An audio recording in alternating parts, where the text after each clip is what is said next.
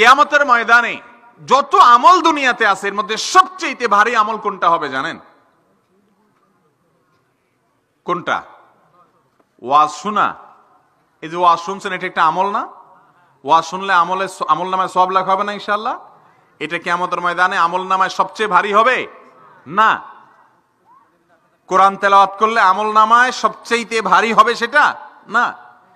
কিয়ামতের দিন আমল গণা হবে না মাপা হবে? কথা বলেন।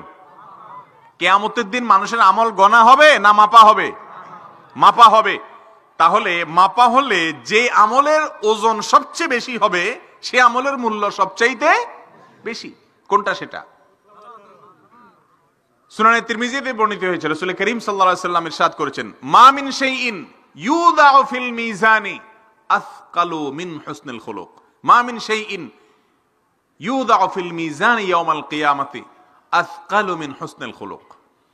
কিয়ামতের ময়দানে যত আমল এনে মিজানের পাল্লায় উঠানো হবে মানুষের, আমল তো দেখা যায় না, কিন্তু সেদিন হয়তো আল্লাহ তাআলা এটাকে একটা রূপ দিবেন দেখা যাওয়ার মতো। যত আমল আছে, তাসবিহ পড়া, তাহলিল পড়া, জিকির আজকার করা, কোরআন তেলাওয়াত করা, নফল নামাজ পড়া, নফল দান করা, নফল সদকা করা, এই সবগুলোকে যখন রাখা হবে, একটা আমল বান্দার আমল নামাতে সবচেয়ে মিজানের পাল্লাতে সবচেয়ে ভারী হবে, ওয়েটফুল হবে, তার নাম হলো সুন্দর আচরণ, সুন্দর ব্যবহার। যার আচরণ যত সুন্দর তার আমল নামা তত ভারী হবে, তার মিজানের পাল্লা, নেক আমলের পাল্লা তত ভারী হবে। আল্লাহ তাআলা আমাদের আখলাক গুলাকে সুন্দর করার তৌফিক দান করুন। কোন মানুষের ক্ষতি করা যাবে না, কোন মানুষের অকল্যাণ কামনা করা যাবে না, সকলের কল্যাণ কামী হতে হবে, কারোর ক্ষতি করা যাবে না। নিজের পরিবারের লোকদের সাথে অনেকে দুর্ব্যবহার করে।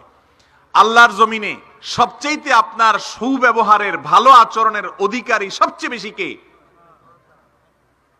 কার প্রতি সবচেয়ে বেশি ভালো আচরণ করতে হয়? মা। আর আমরা কি করি? সবচেয়ে ছেঁচড়া আচরণটা মায়ের সাথে করি, ঠিক না বেঠিক? মায়ের সাথে যেরকম ছেঁচড়া আচরণ করা হয়, এরকম ছেঁচড়া আচরণ দুনিয়াতে আর কারোর সাথে করা হয় না। একেবারে আপাদমস্তক ভালো মানুষটাও মায়ের সাথে যায় খেল করে, দুর্ব্যবহার করে।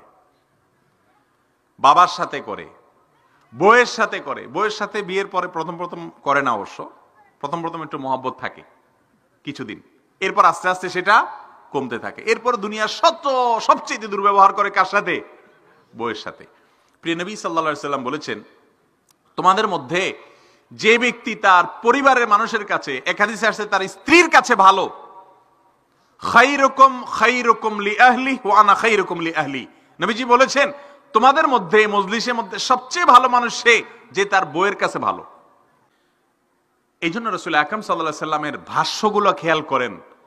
মুমিন কখনো লাআন হতে পারে না, তাআন হতে পারে না, ফাহিশ হতে পারে না, বাযী হতে পারে না, নবী সাল্লাল্লাহু আলাইহি ওয়াসাল্লামের ভাষা। ঈমানদার কখনো অন্যকে গালমন্দকারী হতে পারে না। আপনি গালমন্দ করার অভ্যাস আছে, তাহলে আপনি কখনো ভালো মুমিন হতে পারতেছেন না। আপনি অন্যকে নিচু কথা, তুচ্ছ কথা, বাজে কথা বলার অভ্যাস আছে, আপনি কখনো ভালো মুসলমান হতে পারবেন না। মুমিন সম্পর্কে নবী সাল্লাল্লাহু আলাইহি ওয়াসাল্লাম আরো বলেছেন, মান গাশশানা ফালাইসা মিন্না। যে ব্যক্তি কাউকে ধোঁকা দেয়, প্রতারণা করে, সে আমার উম্মত হতে পারে না। প্রিয় ভাইরা আমার, মুসলমান পারস্পরিক ভাই। রাসূল করিম সাল্লাল্লাহু আলাইহি ওয়াসাল্লাম এক হাদিসে বলেছেন, সমস্ত ঈমানদাররা, সমস্ত মুসলমানরা হলো একটি দেহের মতো।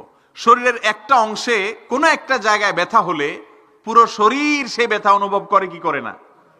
অতএব যে কোনো মুসলমানের ক্ষতি হলে সমস্ত মুসলমানরা কষ্ট পাবে, আর তার সুখে সবাই সুখী হবে। এ হলো মুসলমানের চরিত্র। প্রিয় ভাইরা আমার, এই জিনিসগুলো আজকাল অনেক কঠিন, হারিয়ে গেছে, আমাদের মধ্যে নাই।